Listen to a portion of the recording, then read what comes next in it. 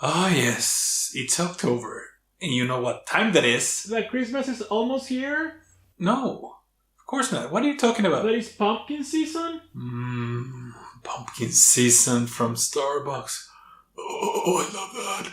But no, that's not what I'm talking It is about. a time to feed the monster of capitalism and spend money to get products we don't really need, to try and fill a void that will never be filled by material products, but you still do it because it's easier to get a true connection on a deep emotional level? I guess that's true, but no, that's not what I'm talking about. What I'm talking about is... Hey, you turn off the lights.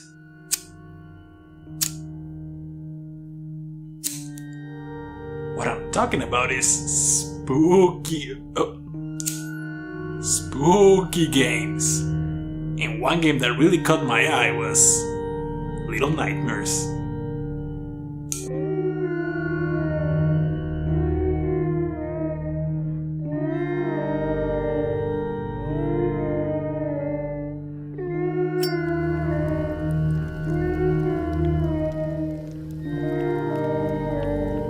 If only for the art style and how unique it looks. Independent developer Tarsier Studios made this game, and if you don't remember these guys, they are the ones that are responsible for the Little Big Planet franchise, which in its own it's a very unique game. You play as a little girl, or is she a girl? It's really not defined. I don't know if you're a he or a she, but it looks like a she. So you play as this little girl and she's named Six, which in itself is a strange name. And you're trapped inside this vessel called the Maw. By the way, all these names are nowhere to be found in the game. You have to go look for them somewhere else, like in the main page for instance. Well, you're just trying to escape. You're going from one room to another solving puzzles and avoid getting caught.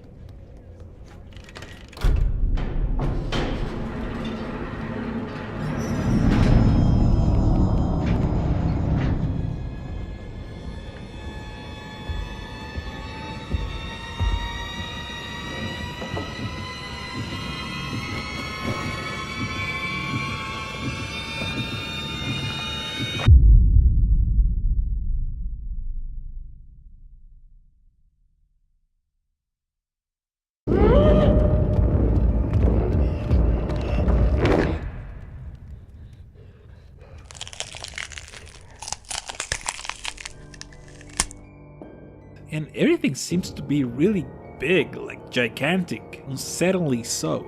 Or it could be that you're just too small, like a leprechaun or something small like that. But there's also other small creatures like gnomes and rats and these little things that kill you. The story in itself is really vague, and the most recent DLC, The Depths, which we will discuss here as well, does really nothing to clarify what's going on. There's even a comic that really clarifies a little things here and there, but not the overall arc. Let's hope here for the next DLCs. There's 2 more planned, and I hope they clarify a lot more than what we have right now. And there's a lot of theories in the internet trying to solve what's going on. But hey, that's just a theory. A game theory. Isn't this joke played out already? Come on, aren't we better than this? No? Okay. In my humble opinion, without spoiling anything, the game seems to be some sort of portrait of growing up and how different the view it is and how scary it is, especially when you have no guidance or paternal figures, like she seems to not have. And also how growing up people hurt you, but also you hurt people back. But again, that's just me. Play the game and let me know. You can see that a lot of the appeal comes from the art style. It gives me a lot of vibes like if Spirited Away and The Nightmare Before Christmas just had a child and that child was a psychopath, then you have this game. And I freaking love it. Everything is so creepy in this game. Everything looks just that edge of the uncanny valley. I mean, this is the foreign people that you encounter, and those creepy sounds that just puts your skin to crawl. The game is a horror, stealth, puzzle game, I guess? I mean, you're trying to escape from room to room, and every room it's a puzzle in itself. And also you're trying to be hidden so that you don't get caught, or eaten, or just hit yourself into the ground. You can run, use a lighter to see a little bit better, grab stuff, grab yourself to pull yourself up, climb, and that's pretty much all you can do. And some of the puzzles are physics-based, and sometimes you battle that a little bit. Like in here, you just need to grab this, throw it to push the button, but if you're not like in the perfect spot, it just won't work. I mean, okay, here we go again, and oh my god, come on, grab it, there we go. Oh my, just let me continue to the next room, you vile bag of AIDS. Oh, okay, there we go. When everything works, and the tension, the visuals, and the sounds are all there, oh my god, isn't this game freaking scary?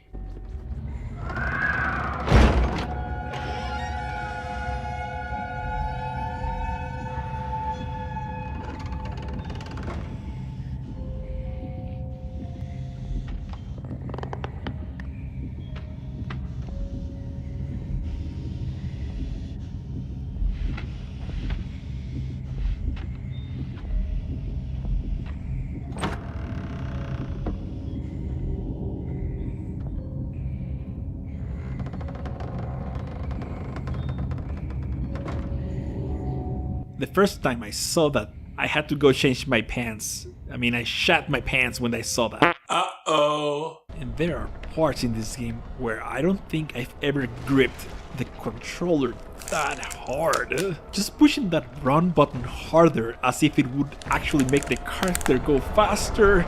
Oh, no.